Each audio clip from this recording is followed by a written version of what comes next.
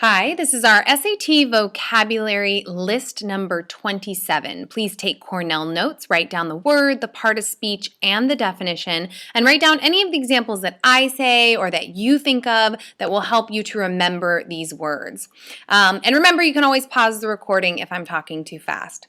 The first word is alienate, and to alienate someone or something is to cause them to turn away.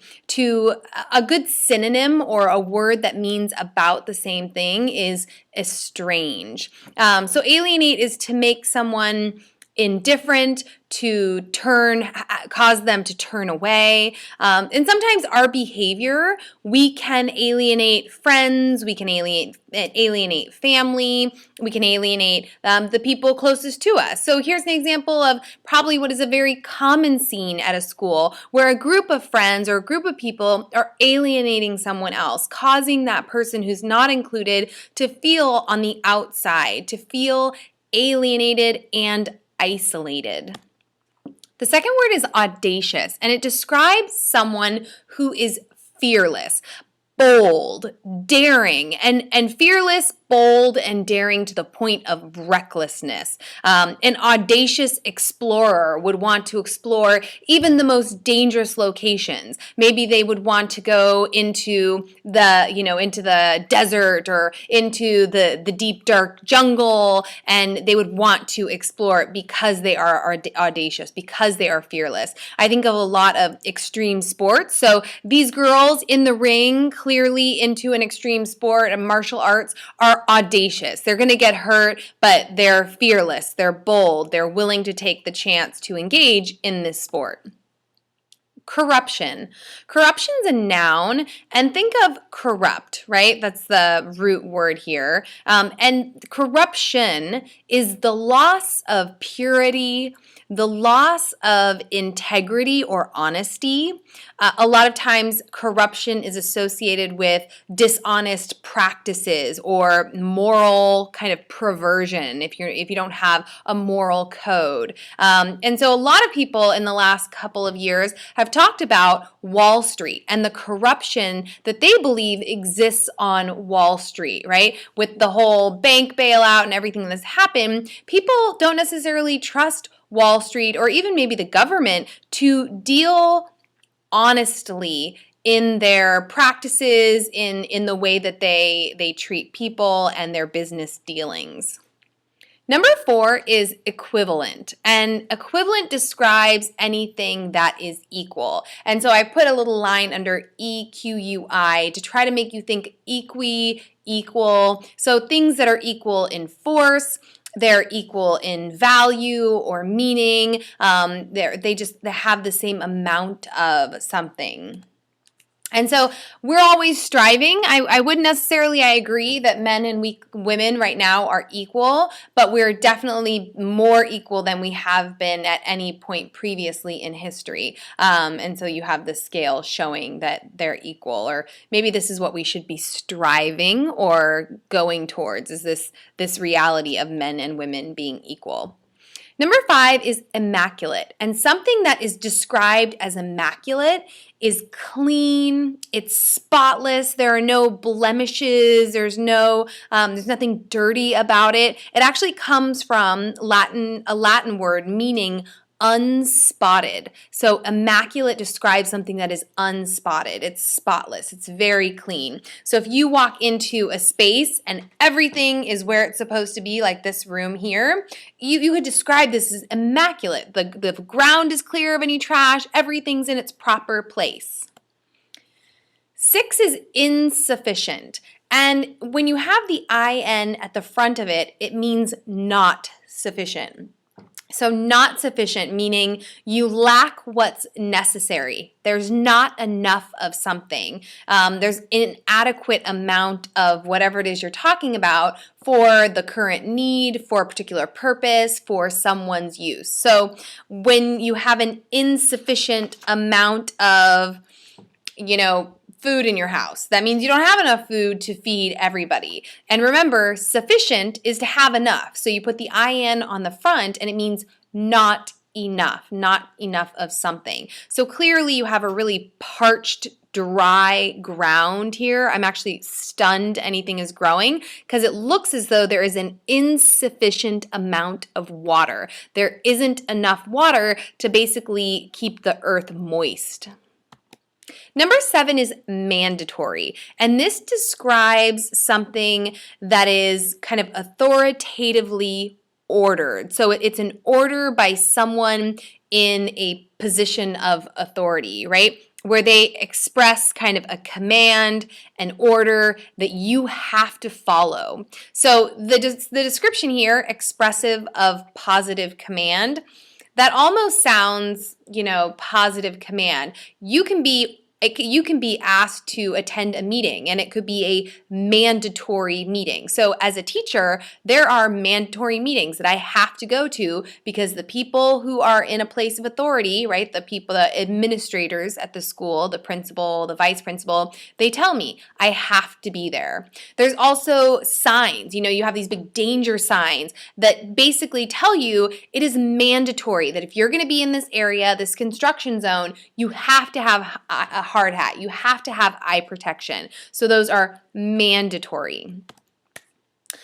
The next word, and I underlined omni because it means all, and in our last vocabulary list, we had the word omniscient, right? And that was all knowing. And here we have omnipotent, which means all powerful or unlimited, universal power. A lot of times when we think of omnipotent, we think of God or, some kind of higher being that has all the power, ultimately. But there have been plenty of leaders throughout history who really wanted to be omnipotent. They wanted unlimited power. You think of people like Hitler, it almost seemed like this is what they wanted in their quest to kind of control everything. But most of the time when you hear this word, you'll be thinking of gods or a god or a higher power that really does have this complete and total kind of rule. Query is a word that basically means to question. It's a verb, so the definition says to make an inquiry. Well, if you make an inquiry, you're asking a question. And so I just underlined the QUE, so you would remember that query is like a question, right? They start with the same 3 letters. And I also, one of the things that I think of beyond just asking a question when you think of the word query is when you go to google.com and you're going to do a search, that box where you type in your keywords is the query box. And so a lot of times you're like asking a question in that box. You're trying to find information, right? You're making an inquiry. 10 is revere, and to revere it's a verb, and it's to regard with worshipful veneration. I realize this definition is not super helpful. These are the SAT definitions, so I'll explain this. So basically, to revere something is to respect it. To respect it with so much admiration that there's almost a touch of awe. Like you can't believe what this person has accomplished, what they're able to do.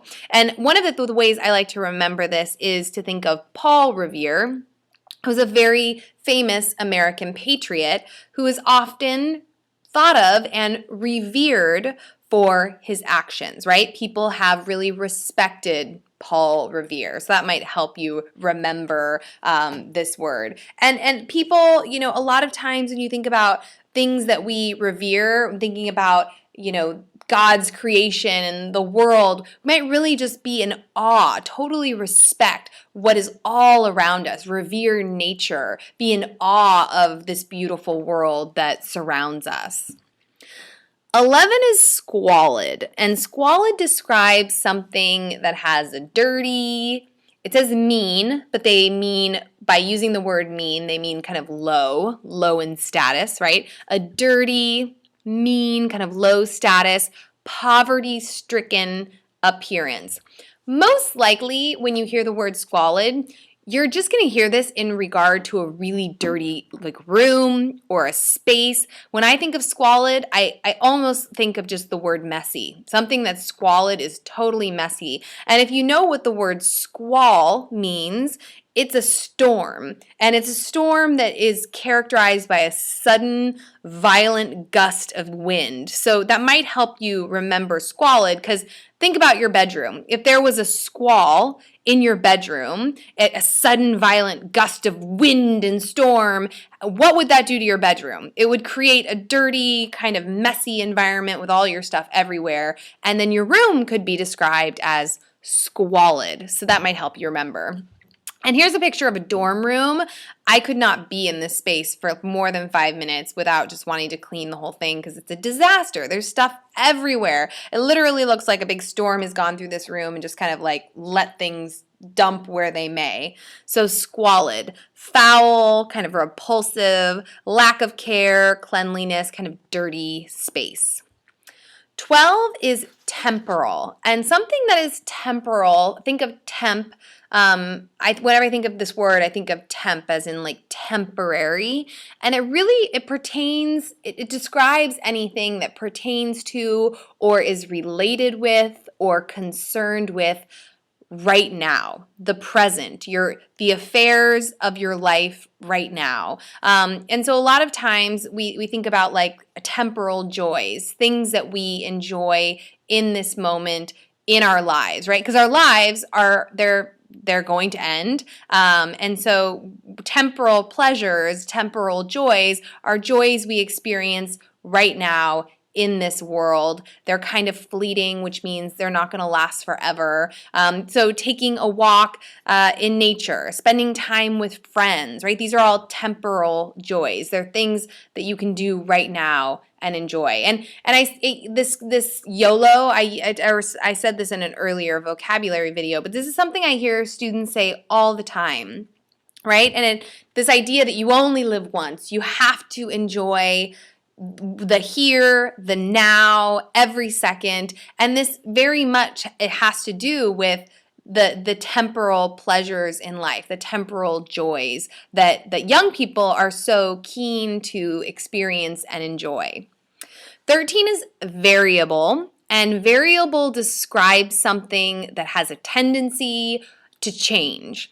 And think about the word vary, right? Change, to vary. So if you're having trouble remembering variable. But this is a term that if you like science, maybe you have thought a lot about variables, or, even if you think about math. But things that can change. So you have a picture here of a chameleon whose skin can change. It could be variable depending on the environment that this particular chameleon is in.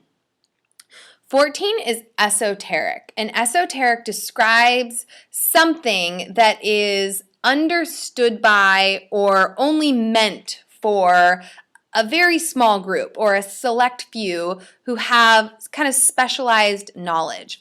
And when I think of the word esoteric, I think of academia, college, people in PhD programs who talk about things that the general public would not understand because we're not in that small group. We don't have that specialized knowledge or understanding. So the literature they read, the art that they talk about, the films that they watch would be very esoteric because they're really meant for a very select group of people who have a very specific knowledge about something. And so I just took this picture of old books because you think about, philosophy and books that were written hundreds of years ago. Some of the information in there might be esoteric. If just, any random person were to pick it up, they wouldn't really understand it. And 15 is renounce. And to renounce is to give up or to put aside, and it's a verb. And when I heard the word renounce, I've heard it in the context of people renouncing their religion, renouncing their faith in God. So when terrible things happen in the world, sometimes people say, I just can't believe that a God could exist that could let this happen. And so they renounce God, they renounce their religion, they give it up, they put it aside. And since we just read Elie Wiesel's Night, I thought that he would be a good person to attach to this word, because we talked a lot about in his memoir, did he really truly renounce God? Did he give up God because he was so disillusioned by what was happening around him during the Holocaust? And if you think about, nuns and priests and people in religion, a lot of them take vows and they kind of renounce a lot of those temporal pleasures, a lot of those worldly pleasures.